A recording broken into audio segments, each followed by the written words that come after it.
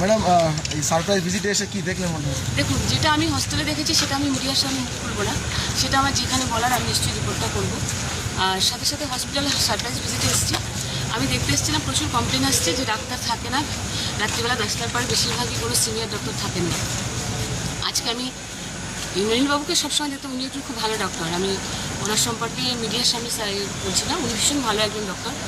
তো ওনাকে আমি যখনই বলি উনি খুব ভালো পরিষেবা দেন এবং আমার ডিপার্টমেন্টে উনি যথেষ্ট দক্ষতার সঙ্গে খুব সুন্দর সুচারুভাবে সাজিয়ে উনি খুব সুন্দর করে করছেন। আর সত্যি কথা বলতে আমার এই জেএনএম হসপিটালটা নিয়ে এত নোংরা করে রাখে, এত নোংরা প্রত্যেকটা জায়গা, এমন কোনো ডিপার্টমেন্ট নেই যে নোংরা নেই। হার্ট বাদ দিয়ে এমন কোনো ডিপার্টমেন্ট নেই যে নোংরা নেই। এটা আমাদের কাছে অত্যন্ত নিন্দনীয়। আমাকে এখানকার যিনি এমএলএ অনুপম বিশ্বাস, তিনিও বারবার বলেছেন দিদি জেএনএম হসপিটালটাকে দেখুন। জেএনএম হসপিটাল 500 বেডের হসপিটাল, আজকে সেই হসপিটালটার কী অবস্থা, কী দুর্দশা, দেখে খারাপ লাগছে। নোংরা হস্টেলে গেছি তো, হস্টেলটার কী অবস্থা, কী অবস্থা। ওখানে কোনো সিকিউরিটি নেই, কিছু নেই, একদম পুরো ওপেন টু অল, একদম ওপেন টু অল। এটা আমার কাছে অত্যন্ত খারাপ লাগছে। আমি এসেছি, আমি ইনভেস্টিগেশন আমি দেখে গেলাম সারপ্রাইজ ভিজিটে এসে। আমার যেখানে রিপোর্ট করার আমি নিশ্চয়ই একদিন এসেছেন আপনারা? হ্যাঁ, আমি এসেছিলাম, আমি গিয়ে রিপোর্ট করেছিলাম। আমি আজকে এসেছি, আগামী দিন আবার আসবো। এখানে রুগী পরিষেবা যাতে ঠিকমতো পায়, জেএনএম হসপিটালে বিভিন্ন প্রান্ত থেকে এখানে আসে জেএনএম হসপিটালে ট্রিটমেন্টের জন্য। তো সেখানে এসে মানুষ আমি দেখ ভীষণ নোংরা হসপিটাল। আমি বারবার বলছি ওনাদেরকে পরিষ্কার করাবেন, বারবার বলছি পরিষ্কার করাবেন। আমি হোস্টেলে যারা আছে জুনিয়র ডক্টর যারা এখানে পড়ছে, স্টুডেন্ট যারা আছে তাদেরকেও আমি আজকে সারপ্রাইজ ভিজিটে এসেছি, যে আমার ড্রেসটা দেখে বুঝতে পারছেন। তার কারণ এই ড্রেস সচরাচর আমি বাইরে পরে কখনো বেরোই না। আজকে আমি পুরো স্টুডেন্ট সেজে এসেছি এবং আমি পুরো সিভিলে আমি প্রোটেকশন মহিলা পুলিশ নিয়ে এসেছি সাথে করে। আমার নিজের সিকিউরিটিকে আমি বাইরে রেখেছি। এটা আমি উপরে ইনফর্ম করেই আমি এখানে এসেছি।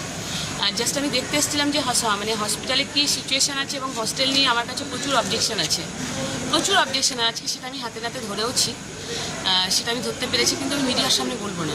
ম্যাডাম ইমার্জেন্সি বিভাগে কোনো সিনিয়র ডাক্তারকে রাত্রেবেলা পাওয়া যায় না, আমি দেখলাম তাই। সিনিয়র কোনো ডক্টর নেই। আমি কথা বলবো, আমি ওনাদেরকেও বলেছি যে মানে যাতে সিনিয়র ডাক্তাররা যেন রাত্রি 10টার পরে বেরিয়ে না যায়, শুধু জুনিয়রদের উপর ছেড়ে দিয়ে চলে গেল, এটা হবে না।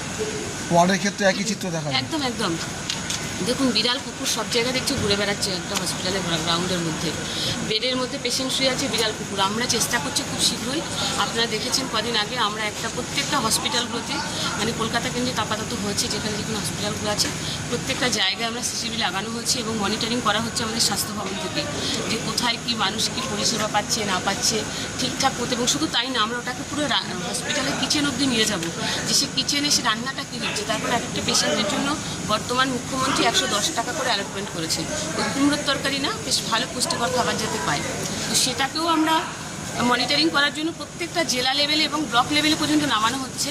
সেটা আমরা পুরো স্বাস্থ্য ভবন থেকে এগুলোকে মনিটরিং করবো যে কীভাবে কী হচ্ছে না হচ্ছে। ম্যাডাম নাইট সেলটা থাকা সত্ত্বেও খোলা আকাশের নিচে বহু পেশেন্ট পার্টি তারা কিন্তু রাত কাটায় খুব কষ্টের সাথে, এটা কি বলবেন? এটা দেখুন, এটা আমি নিজে এসে আমি আজকে ঢুকেই দেখলাম যে অনেকে খোলা আকাশের নিচে কাটাচ্ছে। কেন কাটাচ্ছে আপনারা জানেন যে ভেতরে পরিকাঠামো ভীষণ খারাপ।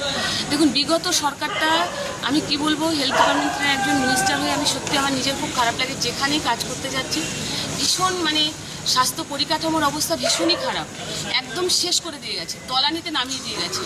মানে সেটা নিয়ে বলার কিছু অবকাশ রাখে না। আমরা চেষ্টা করি, 2 মাস এসছি আমরা ক্ষমতায়, সরকার 2 মাস পরিবর্তনের সরকার তৈরি হয়েছে, 2 মাস 4 দিন হয়েছে। নিশ্চিন্তে থাকুন, ধীরে ধীরে সমস্ত পরিকাঠামো আমরা বদলে যাবে। Thank you.